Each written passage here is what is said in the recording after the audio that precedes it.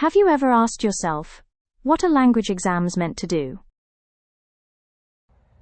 So back in the day when I was teaching English as a second language as a full-time job, one of the things that I found most surprising was that a lot of students just automatically assumed that they had to do a language exam of some sort at the end of their language learning journey. Now, part of that might have been tied to the way the employment market was at the time, because if you could demonstrate that you had a B2 or a C1 in any European language, was a way of being able to show that you had an advantage over other candidates who were going for the same job that you were, or if you were already employed, it was a way of showing to your boss, hey, you can't let me go. I can already speak, whatever language at a very high level. You need me because I can do this. But there were a lot of other students who took a language exam because it was important to take an exam. And I'm not blaming them, because I think there might have been something cultural to it in a way. But I'd like to twist that question around. Instead of looking at how well you can do on a language exam, let's take a look at how well a language exam can serve you. So since the ESL part of this channel focuses primarily on 3 exams, the TOEFL, the second language exams run by the Government of Canada, and the Cambridge First, I'm going to use those three exams as an example of what I mean. Each one of those exams exists to demonstrate how well you can survive in a specific environment. The TOEFL, for example, has been designed to quantify how well you can carry out the most common tasks required for success in an academic environment. How well can you summarize a text or a lecture? How well can you write a text in an academic format without going out off the rails or making it personal about yourself? How well can you talk about social situations or situations where students interact with professors, for example? For the second language exam, which has a lot to do with the TOEFL, has a lot of parallels with the TOEFL anyway.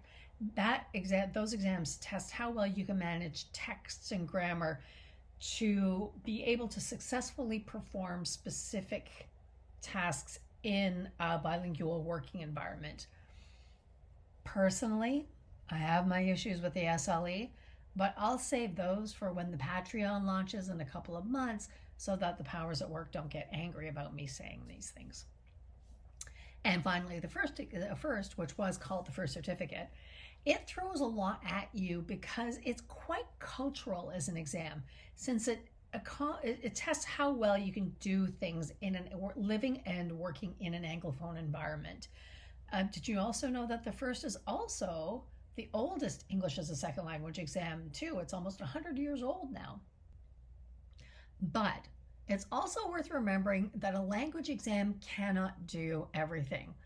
When you think about it, language exams kind of work on a factory model where they try to process as many test takers as possible in a given time frame, with a very standardized way of asking the questions and presenting the information, because let's be honest, that's how they make their money, or that's how they try to get as many testees through in a given time period.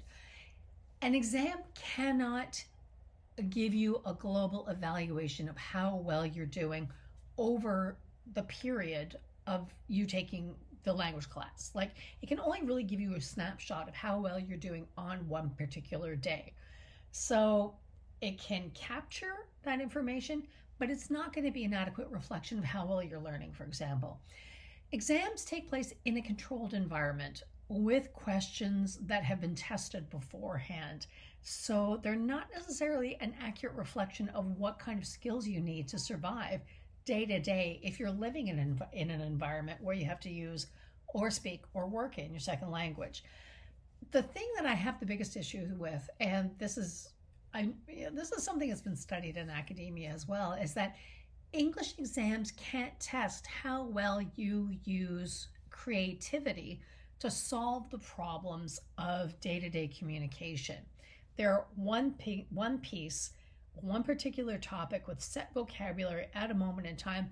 So if you use a particularly creative way of coming up with an explanation, or you're trying to, communicate in a way that is kind of new, like the way texting would have been 20 years ago. The exam can't capture that. You can still do it successfully, but the exam results aren't necessarily going to reflect that. So if the concept of doing exams has kind of gotten you down, I want you to remember three things. You are not your test results. So if if you do an English exam and your test results are not great, that's not an adequate reflection of how you are as a communicator or how well you can do. You're probably a lot more capable of doing things and surviving in the language than those test results reflect. And remember too that an exam that captures your abilities at one moment in time is not going to reflect what you're going to be able to do in the future as well. Just because you didn't do as well as you'd hoped on one day, that doesn't mean that that's not going to change in 6 months, a year, in your entire lifetime. An exam can only capture what you've done on one particular day. And as always, if you have any questions or any comments, don't hesitate to get in touch. I can be reached via email at detuatolearning@gmail.com or via Instagram at the handle @yourlangteacher. Thanks very much and talk to you soon.